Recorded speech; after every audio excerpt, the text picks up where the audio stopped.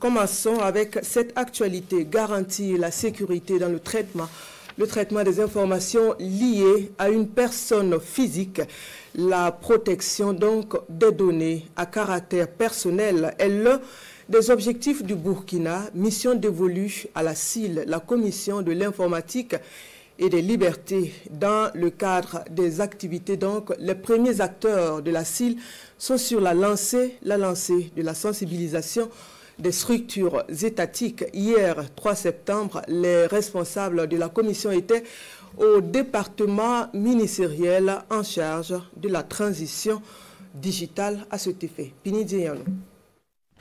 Une délégation de la commission de l'informatique et des libertés est au ministère de la transition digitale.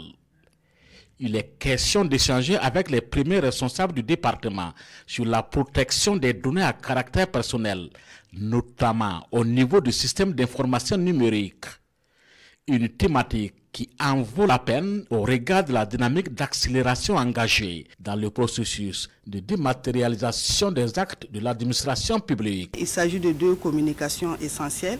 Une première communication qui va rappeler les principes directeurs des dispositions de la loi 001 et une deuxième communication qui va juste faire aussi l'état des lieux des processus de dématérialisation au sein de notre institution et échanger avec les acteurs de la transition digitale sur la prise en compte justement de ces nouvelles plateformes que nous proposons qui assurent également la protection des données personnelles au sein des administrations publiques. En matière de protection des données à caractère personnel, la CIL assure les missions de sensibilisation, de contrôle et de sanctions prévues par la loi.